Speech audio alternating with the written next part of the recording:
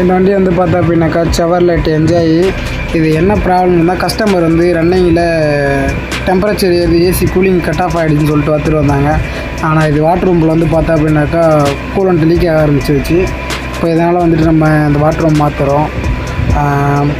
இந்த வண்டியை பொறுத்த வரைக்கும் ஒரு ஆவரேஜ் கிலோமீட்டருக்கு அப்புறம் வாட்டர் ரூம் மாற்றுறது நல்லது.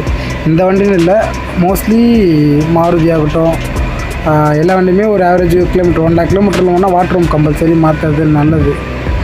இது வந்துட்டு சப்போஸ் நமக்கு லீக்கேஜ் ஆகிடுச்சி கொஞ்சம் கவனிக்காத விட்டுட்டோம் அப்படின்னா இன்ஜின் சீஸ் ஆகிறதுக்கு ஃபுல் அண்ட் ஃபுல் இன்ஜின் எல்லாத்தையும் மாற்றுறதுக்கு கூட வாய்ப்பு அதிகம் தான். தெரியாத ஓட்டினா கம்பல்சரி மொத்த இன்ஜினுமே வேலை பார்க்கறது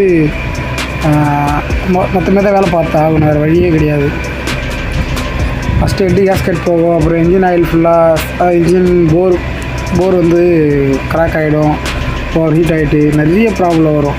அதனால் கம்பல்சரி இந்த கூலண்ட் லீக்கேஜ் கம்பல்சரி அரெஸ்ட் பண்ணுறது ரொம்ப நல்லது. இது வந்து பார்த்திங்கன்னா டெம்பரரி எம்சிஎல் போட்டு எடுத்துகிட்டு வந்தோம் வண்டி கஸ்டமர் இடத்துலேருந்து.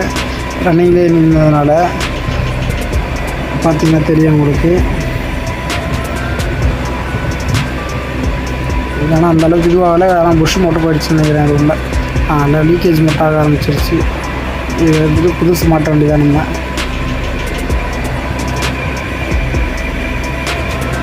நம்ம வீடியோ நிறைய பேர் பார்க்குறீங்க, கொஞ்சம் சப்ஸ்கிரைப் பண்ணாத பார்க்குறீங்க, சப்ஸ்கிரைப் பண்ணுங்கள், லைக் பண்ணுங்கள், கொஞ்சம் கமெண்ட்டும் பண்ணுங்கள். இதெல்லாம் கொஞ்சம் சப்போர்ட் பண்ணிங்கன்னா தான் நான் வீடியோ எடுத்து போட முடியும்.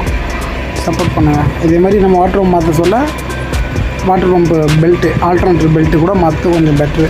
இந்த வண்டியில் பெல்ட்டு மாற்றலை, நல்லா இருந்ததுனால அப்படியே விட்டுட்டோம். க்ளீன் பண்ணிவிட்டு மாட்டி விட்டாச்சு.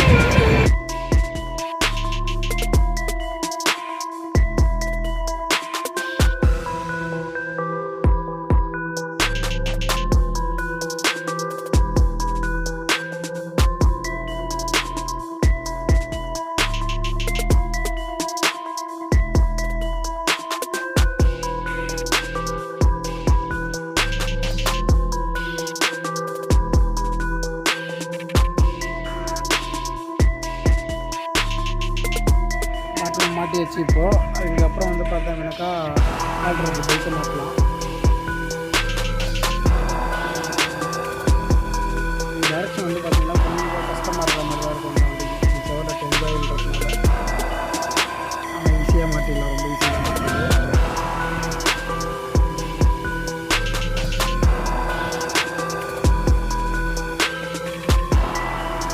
உடனே பெல்ட்டு மாற்ற சொல்ல வந்து பார்த்தோம்னாக்கா மெயின் புள்ளி தான் லாஸ்ட்டாக மாற்றணும். எல்லாத்தையும் டென்ஷன் எல்லாத்தையும் உட்கார வச்சு ஏசி கம்ப்ரஸரு அது மாதிரி பெரிய புள்ளி மாட்டினா கொஞ்சம் ஈஸியாக இருக்கும்.